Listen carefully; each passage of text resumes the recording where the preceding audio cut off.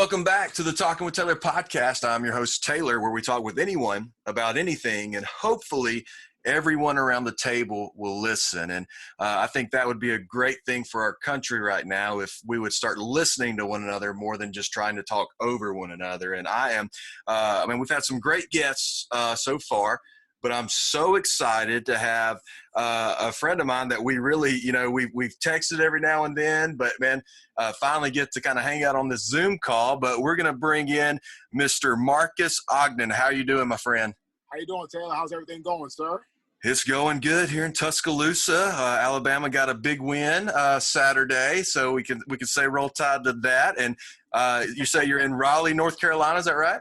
I am correct. That is correct. How is Raleigh treating you? Raleigh's been nice, man. I moved here about 8 years ago after my company went bankrupt in 2013. So it's been a great, 7.5, almost 8 years here in Raleigh. So we really like it. Oh man, that is awesome. I've got some friends in Charlotte, in the Charlotte area.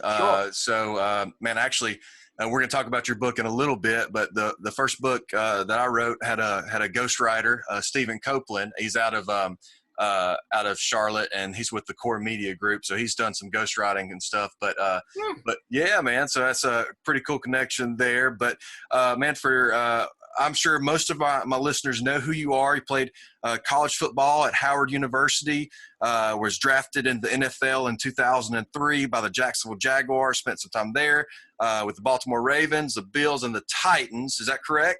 That is correct. Man, you got some nice jerseys, some nice memorabilia hanging up, right? I do in my office. My office is packed nice with some good stuff, good jersey, good helmets, and some great times, man. That's awesome. So let's dive right into it. I want to respect your time, man. I can say we both talk about leadership a lot when we go speak places. And one thing about leadership is time management. So we're going to manage each other's time well today and get on to the next thing that we got today, but we're going to make the most of it. So at Howard University, so tell us about your high school experience and tell us about your coaches at Howard. How was your experience there playing at Howard University?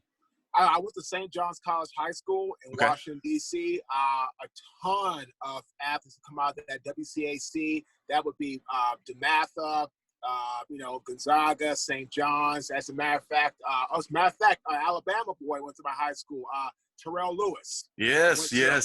Went to St. John's draft in the third round this year to the LA Rams. So, yes. Been around, a lot of great athletes. And when I came out of high school, 8 of us from the entire conference ended up going to the NFL. Wow. We had guys like Brian Westbrook. I went to the NFL. Marvin Brown, another Alabama boy, Marvin Brown. Yeah. Marvin went to Matha. So it was great, man. Great times.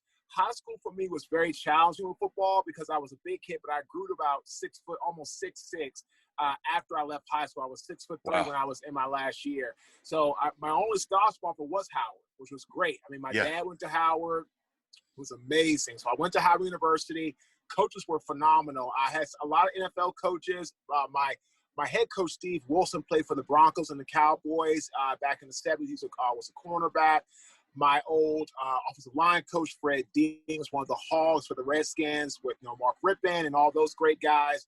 And, Mac Austin played for the Detroit Lions. So it was great, man. Just had a lot of great coaching, great experiences. I mean, going to Howard, I'm from D.C., so get a chance to go where I could see my dad regularly. My dad and I were very close. He raised my brother and I. My brother's Jonathan Ogden, Hall of Fame left tackle for the Ravens. So he raised us as a single parent for the most part of our lives. So I got a chance to be with him a lot during my, of course, high school career and then, of course, my college career as well. I only grew up about 10 minutes away from Howard University. Man, that's incredible because your hometown's right there, and then getting to go be the hometown hero at your college, and that's some good stuff. Let's talk about DC a little bit before we go into your NFL experience. So, growing up in DC, you've seen a lot of change, several different presidents coming through, and just man, DC is a very unique place. I've only been a few times. I'm a student pastor, and I take our students there once a year to an event called Student Leadership University.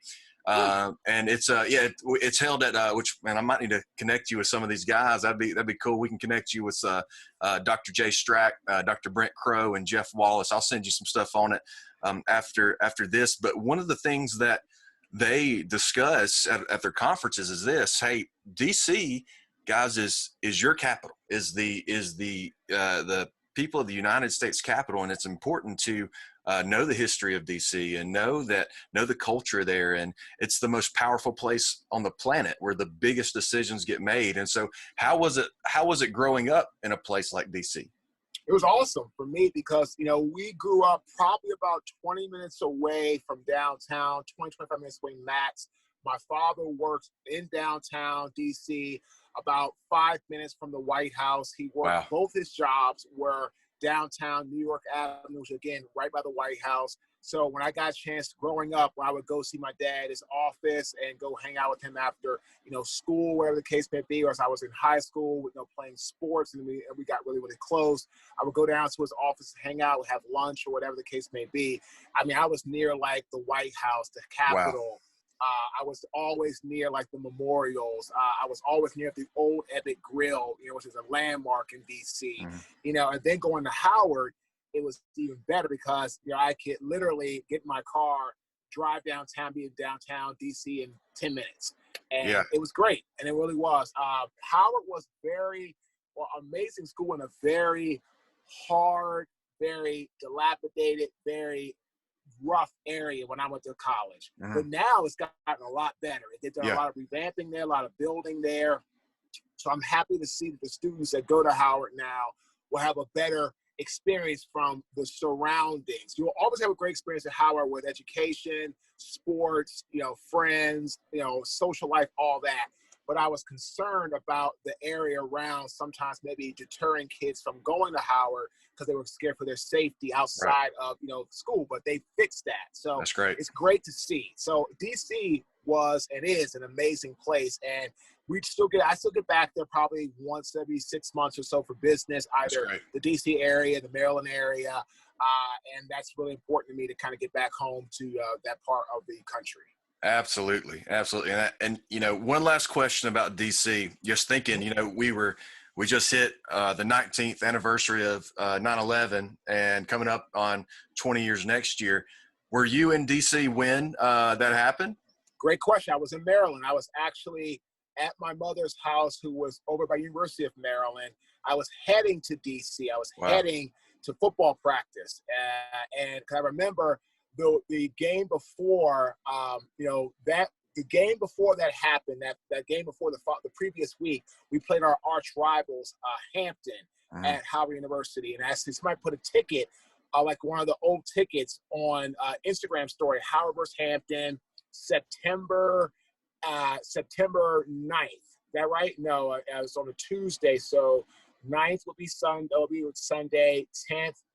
It was a September 8th. Because the 9th was on a Sunday, the 10th was on a Monday, 11th was on a Tuesday. So it was September 8th, 2001. And I was like, wow, 3 days later, our country was just shook forever. It will always be remembered forever. Absolutely. And I was literally going back that day to Howard for football practice. When I heard on the radio, I couldn't believe what I was hearing.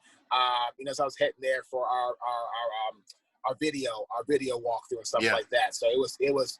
Yeah, but I was in the D.C., Maryland area when that happened. Wow, man, I can't imagine, and I'm sure everything was, shut down when it all happened. Just insane. And I remember I was in third grade. I was, as a third grader, you don't really know what's all going on in the world, but you could tell that, I'd walk by the library and you saw teachers in there crying, watching the news, and you didn't know. You're just old enough to realize, hey, something's wrong, but really couldn't figure out what was going on. But when you got home, parents sat you down and let you know. But man, just like I said, it shook our country forever, and it definitely, brought our country together for sure. It did. Man, wow. I can't imagine being that close and being at such a pivotal point in your life too, during that time. But man, that's cool. We didn't even plan to talk about that, but I think that was a really good, good segue into what we're about to talk about, but something we all need to remember, especially coming up on our 20-year anniversary of that. But like we talked about earlier, you were drafted in 2003 by the Jacksonville Jags and had a great career, a great NFL career. So let's talk about that. Talk about the draft process. Talk about your time at each team if you want to. And I'm just gonna let you go, let you roll. No, man, the draft was phenomenal. I was at my brother's house in Baltimore. I'll never forget getting the phone call from Jack Del Rio. James Shaq Harris called me and let me know that the Jazz were going to take me at that pick. I remember getting on the plane and flying down. Before that, I remember all the media calling, talking about the experience and what it was like, and coming down here to Jacksonville and what was that going to be like. And then we had a really nice draft class. We had Byron Leftwich, who was our first pick out of Marshall. We had Rasheem Mathis, who actually played against in college. He went to Bethune-Cookman. He was a second-rounder. We had LeBrandon Tofield, who was an LSU boy, running back, with George Rice from Oregon. We had a nice group of guys. And the Jaguars were great. I mean, I had a lot of great mentorship. I played some really, really tough opponents my first year, which actually helped me to have a career in the NFL. I played against guys every day like Marcus Stroud, John Henderson.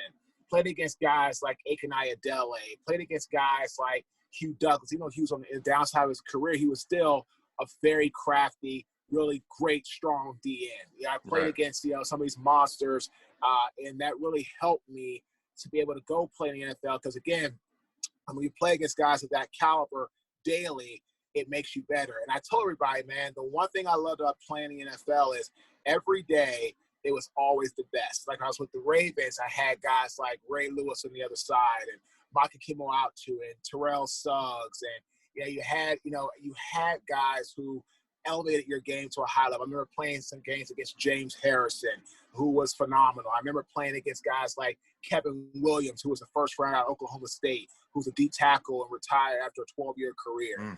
And that's what the NFL was, man. And Buffalo was fun, playing against guys like London Fletcher and playing with guys like Sam Adams and all these,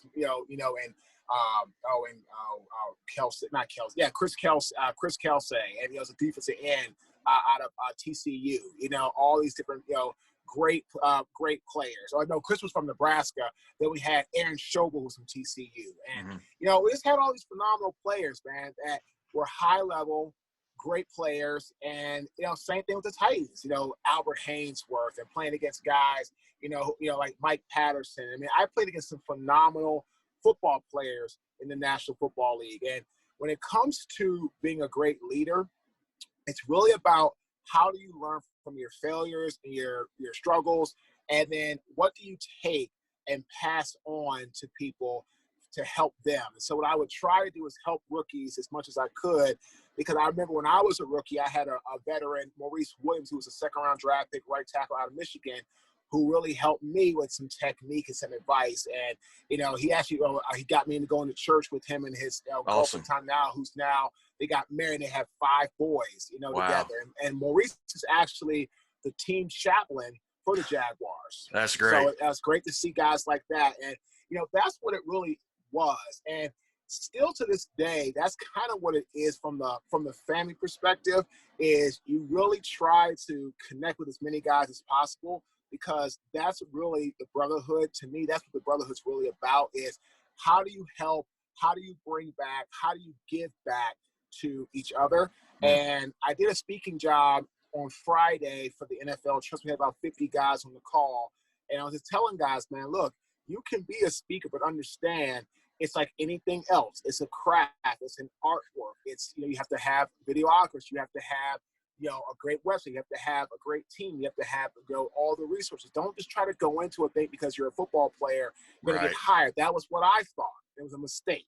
So the NFL was a great place for me to learn a lot of life lessons, but also it's a great place for me to have a lot of friends. And I still talk to a lot of players that I played with and or played against in my career. And it's, it's fun just to kind of, talk with guys and shoot the stuff and kind of just have the good old heyday, man, because very few people can say they were drafted in the NFL. Very few people. Very few can say they can even play in the NFL. And then I'm a vested player. And again, I'm a guy that went to Howard to be an investment banker. I got one scholarship offer. That's it.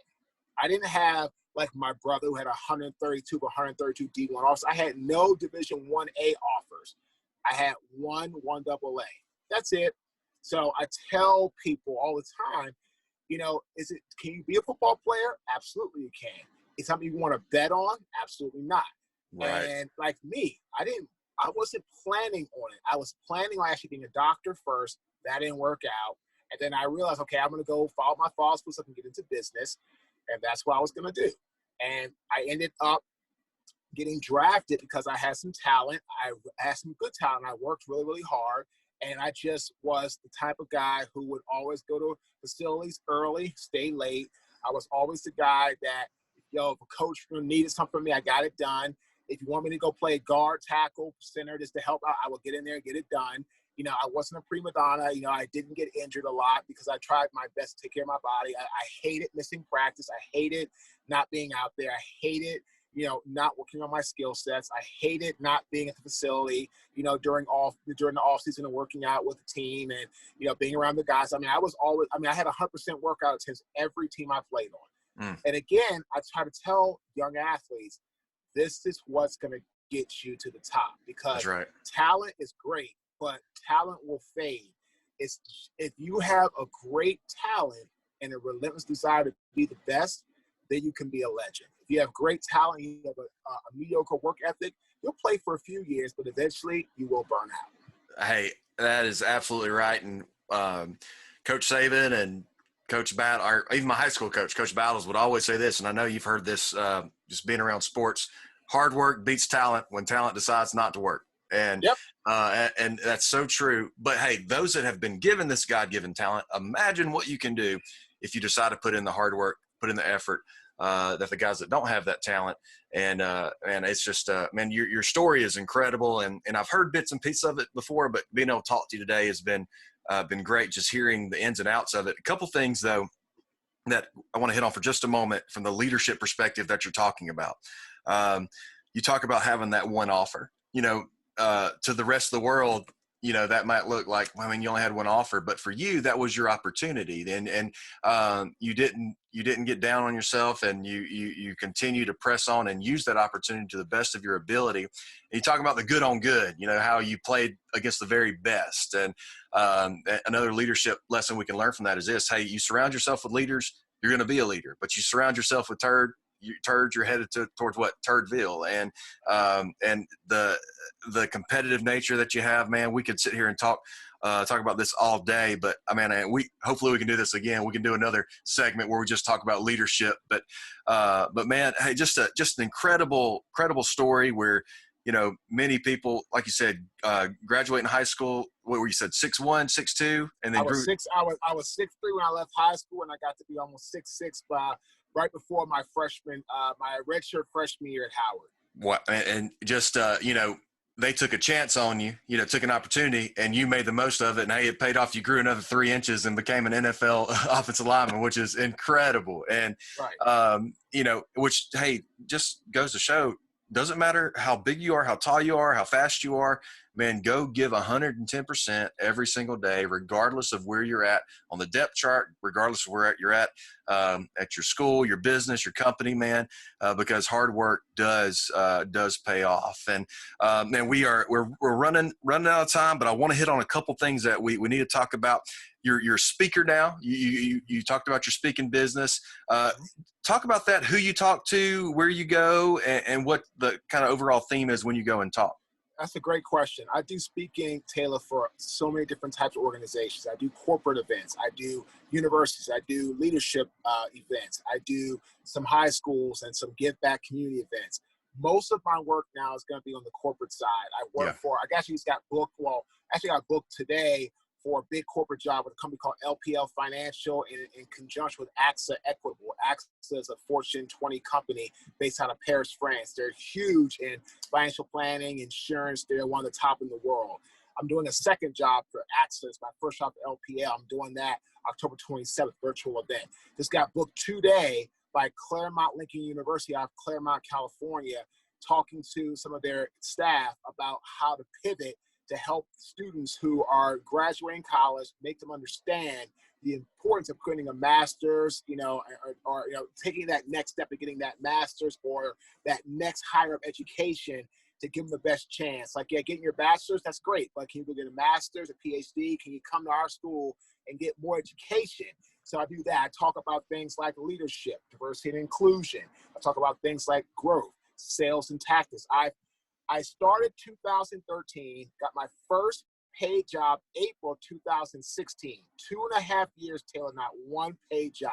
I did everything free. Boys and Girls Club. My first free job was for a corporate client, was NetApp.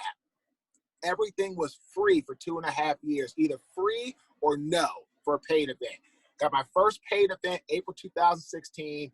I have, in the last 4.5 years, I have worked for 17 Fortune 500 companies. Wow. Of the 17, 10 are Fortune 100. That's AXA Advisor, JP Morgan and Chase, the Home Depot, Bank of America, Merrill Lynch, Siemens, Cisco, New York Life, and Living Mutual Insurance are my 10 Fortune 100 companies I've worked for. And I'm a person that 7 years ago, I was making $8.25 an hour as a custodian after I was fired from 2 jobs in the same week, after I basically came down here and I had just finished off paying my Chapter 7 bankruptcy because I was so broke. It took me 6 months to pay off $3,300 for a Chapter 7. I had $5.5 million of debt, and I couldn't protect my backside to do $3,300 of a Chapter 7 because I was so broke. It took me 6 months. Just thank God, I was able to get that done before everybody came after me. Amen. But again, that's what I was like, man. And I tell everybody, I've been at the top, I've been at the bottom. I had a multi-million-dollar construction company that took me 5.5 years to build, lost it all in 90 days. I made a really bad decision. So I really speak on a lot of different things, but mostly and truly, my mantra is I inspire you to take accountability for your own life. And then people say, well, Marcus is a guy who knows what the success, who can help you create your own success cycle, because that's the title of the book. Yeah. And really and truly, man, that's really what it is, Taylor. I mean, I've done a lot of, I do a lot of coaching, consulting.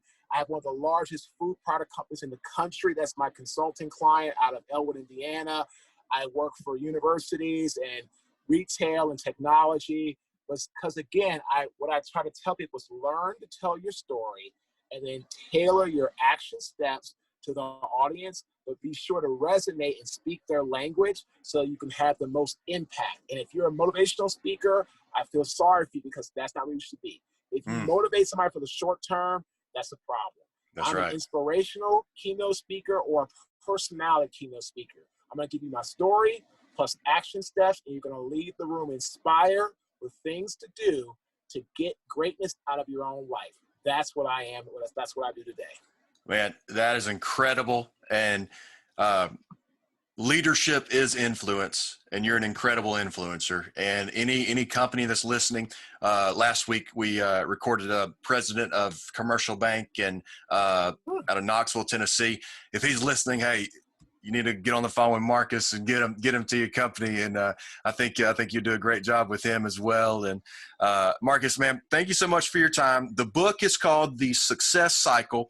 You can find it on Amazon. And in this video, we're going to put it on YouTube. The link will be in the description. And so we'll put the Amazon link on there, but it's in almost every Barnes & Noble store in the country. So go and check it out there. And man, just go pick up the book. Definitely, if you can't hear Marcus in person, man, I think the book's a great opportunity for you to get some leadership principles from the success cycle. And it's a definitely you want to read it. I just ordered it off Amazon. I can't wait to read it when it comes in. And man, we'll talk about the book maybe on another interview. But Marcus, thank you so much. And if someone wants to book you to speak, where can they go? Where's your website? Where can they go book you at? They can go to www.marcus, MARQUES, Ogden, OGDEN.com to connect with us. They can shoot me an email, Marcus@marcusogden.com or Marcus_Ogden@yahoo.com, and reach out to us. And again, you can buy the book like Taylor, which is great because the hardback, anybody that buys the hardback sends it to me. I always autograph it and send it right back the same day. Also, Amazon and Audible bought the rights from my publisher, and it's also an audio book. Great. Which is great because some people love to read, some people want to just listen in the car. And really and truly, Taylor, if you're looking about think about the success hack, there's three major keys. One is ambition. You have to create a blueprint for your life. If you don't have a purpose, you don't have a blueprint in life, you will not get far. Second is drive.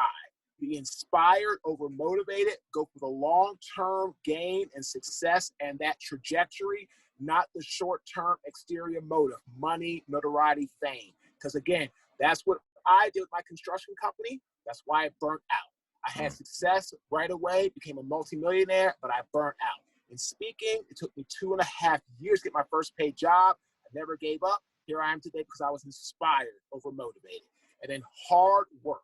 Focus on yourself and not the competition. If you can put ambition, drive, and hard work into anything and everything you do in life, you can achieve success. And when you set that goal and achieve that goal, celebrate it, and then restart the success cycle to a new goal. And so that was why I went bankrupt. I built a 8-figure business, Taylor, and I stopped. Didn't set a new goal. Got complacent. Got arrogant. As a result of that, the Lord giveth, he took it away. That's right. 90 days, it was gone. I didn't appreciate people, my staff. I lost all humility. I was out. Today, I'm a different person. But again, the success cycle will help you build success in your own life. And in the book, Taylor, there's things you can do. You can take notes. You can do exercises. It's a very interactive book. But if you have ambition, drive, and hard work, anything you do, Taylor, you can have success of any kind at any level, no matter what you do in life. No doubt about it. Marcus, man, thank you so much for that, and thank you so much about those 3 keys, man. Let's all, everyone that's listening, let's go out and earn some sweat equity. You know what I mean? Go out and earn some of that, putting in the hard work. Well, everyone, thank you so much for listening to the Talking with Taylor podcast. We're going to have everything about Marcus in our description. Go buy his book. Go look into booking him to speak. And Marcus, thank you so much for being on the Talking with Taylor podcast. Thank you, Taylor. Great job, man. Appreciate it. Yes, sir.